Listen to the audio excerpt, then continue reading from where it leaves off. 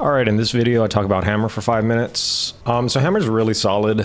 There's actually no bullshit going on with it. It's a very strong weapon, very straightforward to use. Actually, in this video, I'm gonna give you a really good tip. If you're like an average Hammer player, I'm gonna give you a tip that will change your understanding of Hammer a little bit with regards to charging, so that you can become a better player. It'll really open your mind up to how you view charging the Hammer versus just doing the overhead upswing combo. All right, so first things first, Big Bang. TLDR, don't use Big Bang, it sucks. And the reason it sucks, there's actually a lot of reasons why it sucks. Well, the first major reason is the damage sucks. There's actually a combo that you can do that just does more damage than Big Bang, and it's actually overhead 1, overhead 2, upswing, mighty charge. So you can see right here, it's DPS. If you don't roll cancel, it's actually like 33. Or if you do a Big Bang finisher or a Big Bang finisher into mighty charge, like look at the DPS, it's not even, can barely hit 30. Like maybe the Big Bang finisher, if you do a roll cancel, can hit 33 DPS, but look at this. The issue with that is it actually takes more time to do, 1 second more to do than overhead 1, overhead 2, upswing, mighty charge. And that's not even with the roll cancel. If you add the roll cancel into that, look at overhead 1, overhead 2, upswing, mighty charge, roll cancel. Look how high its DPS goes. It goes up to 37. Like that just shits on Big Bang completely. There's absolutely no reason to use Big Bang finisher at all. That's one reason why it sucks, which is probably the biggest reason. The damage just totally sucks. Another reason why Big Bang sucks is you have to hit the inputs pretty, not perfectly, but like it's pretty strict with like the timing. Hit it too early, then it fucks up your combo. So if you fuck up Big Bang during Big Bang 2 or Big Bang 3, it's like your DPS goes down so much. It's like, it's like you might as well just like retire, just uninstall the game, seriously. Another problem with Big Bang is the range on it is really, really bad too.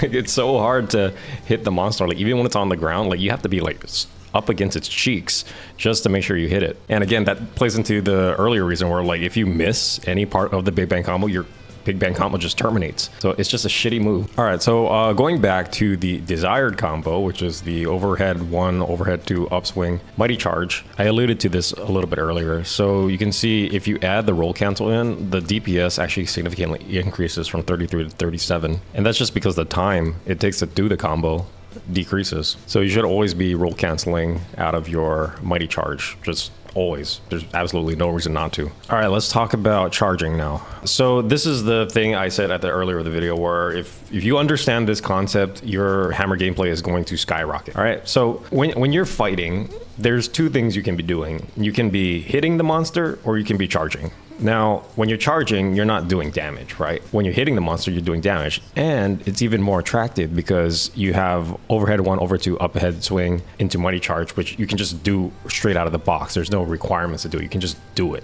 which does a lot of damage, as you can see here. In fact, it's like probably the most damage out of all of Hammer. So when do you charge is the question, right? Look at this combo here. 1, 2, upswing, mighty charge. It's about context. That's the TLDR answer. It's about context. When can you do this combo? You can only do this combo when you're really close to the monster. If you can't do this combo and you have to spend time walking to the monster and then start the combo, your effective DPS is actually going to be lower, right? Because you're wasting time. Not really wasting time. I mean, you have no choice. You have to walk up to the monster and hit it, right? But ultimately, for better or for worse, that decreases your effective DPS. So that's where charging comes into play. If you can spend that time moving towards the monster and gap closing towards the monster, but you're doing something productive in that time, then your effective DPS is much higher in the charging situation, right? And this is actually easily demonstrated by looking at these variants of the charging, right? So here I have charge 1A into charge 1B, that's the level 1 charge. Charge 2A into charge 2B, that's a level 2 charge. And then I have charge 3. And then I also have a charge 3 with a roll cancel. Okay, so we have to look at these in pairs, right? Let's look into charge 1A into charge 1B.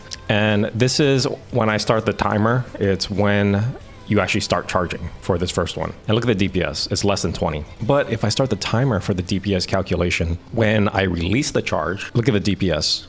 The DPS is at 26, 27, and that's significantly higher. That's like 27 divided by, that's 42% more DPS, which is a lot. That is a lot. So if I'm fully charged by the time I reach that monster, so in other words, if I'm spending the time that it takes to move towards the monster charging, that time is very productively spent. And my effective DPS is actually the second situation here, the higher DPS situation, the 27 DPS. Now, if I'm running to the monster, I already reached it, and I'm still spending time charging, then that's effectively this scenario here, this worst scenario where I have less than 20 DPS. If you understand this concept, you're going to be a master at Hammer. How do you make a decision here, right? So you have to make a decision. You have to always be asking yourself, is the time it takes for me to run to the monster enough time to fully charge so that when I get to the monster, I can already release the charge? If the answer is no, you should be doing upswing combo. 1-2 upswing, mighty charge, because it does a lot of fucking damage. Oh, and don't forget to roll cancel, of course. If the answer is yes, then you get to the monster, then release it. You have a very effective DPS that is better than upswing combo. Now, you may be asking yourself, okay, well, this DPS here is still higher than charge 1A and charge 1B, even if I were to take the best case scenario where I am able to release a charge right when I get to the monster. And that's because you can't really compare them, because look at the time it takes. This is a very critical thing to understand. You have to compare the time it takes to do these things, right? So the time it takes to do 1-2 upswing, mighty charge, roll cancel, 8 seconds, whereas a charge 1A, charge 1B takes less than 4 seconds in both scenarios. So you can't really compare these two combos because they're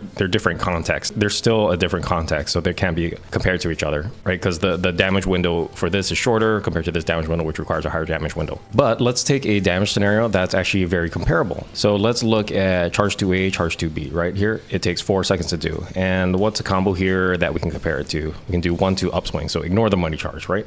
So if we just do charge 2A, charge 2B, and we actually take the DPS calculation from when you start the charge, the DPS is 23 over here. But if you look at 1-2 upswing, which again, we've established it takes about the same amount of time to do, so we can compare these two combos to each other. The DPS of that 1-2 upswing is actually 26, 27, which is higher than 23.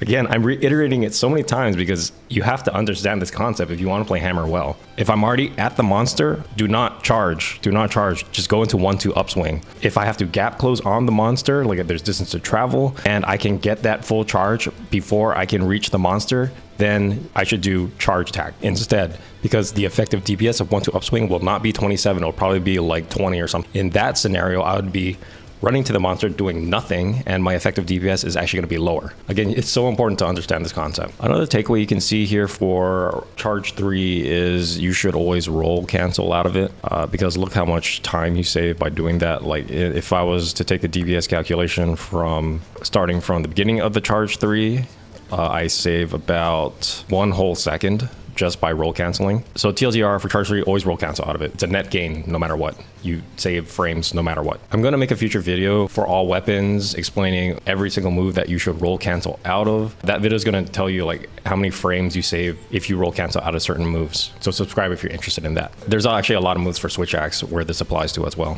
Just for kicks and giggles, let's actually compare the worst case charge 3 scenario. So this is, let's take this worst case charge 3 scenario and we'll compare it to the best case charge 3 scenario. So if you do charge 3, but you take the total time it takes to like do the whole charge until the end of the move, and you don't roll cancel out of it, you can see the DPS is at 14.